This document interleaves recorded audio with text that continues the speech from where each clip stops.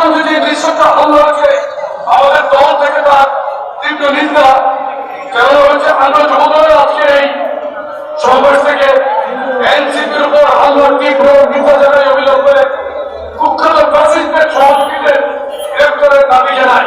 যখন অন্যায়ভাবে কোনো ঘটনা ঘটলে আমাদের উপর চাপিয়ে দেওয়ার চেষ্টা করা হয়, বিস্ফোরণের ঘটনা সেরকম। আজকে এখানে নিউজের খবরে দেখলাম যুবদল থেকে আমরা যে দুজন নেতাকে বহিষ্কার করেছি, তাদের নাম প্রাথমিক তথ্য বিবরণীতে ছিল না। নিউজ আজকে এই নিউজটি করেছে। এরপরে প্রাথমিক তথ্য বিবরণীতে নাম থাকার কারণে আমরা জাতির ন্যাশনাল সেন্টিমেন্টের প্রতি সম্মান রেখে আমাদের দলীয় দুই নেতাকে বহিষ্কার করেছি। তদন্তের ভিত্তিতে প্রমাণিত হলে আমরা আমাদের পরবর্তী সিদ্ধান্ত আমরা জাতির কাছে জানিয়ে দেব। আমি বলতে চাই, মব সন্ত্রাসী বাংলাদেশে 5ই আগস্টের পর চালু হয়েছে। এই মব সন্ত্রাসকে বন্ধ করতে হবে। অন্তর্বর্তী সরকারের স্বরাষ্ট্র উপদেষ্টার প্রতি অনুরোধ জানাই, বিএনপি প্রথম থেকে বিএনপির ভারপ্রাপ্ত চেয়ারম্যান জনাব তারেক রহমান প্রথম থেকে ডক্টর ইউনূসের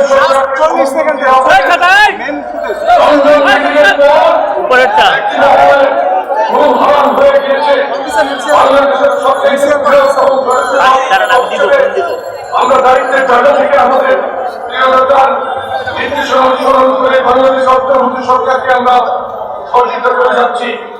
কিন্তু যারা মব তৈরি করে আমাদের নেতার বিরুদ্ধে মিথ্যা অশ্রাব্য ভাষায় স্লোগান দিয়েছে, আমরা তাদেরকে চিহ্নিত করে অবিলম্বে গ্রেপ্তার করার জন্য আমরা স্বরাষ্ট্র উপদেষ্টার কাছে দাবি জানাই।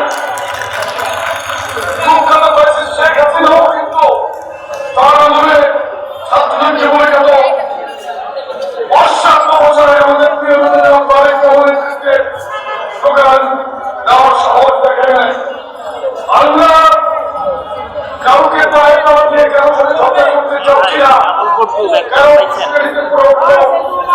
আমরা লিপ্ত হতে চাই না।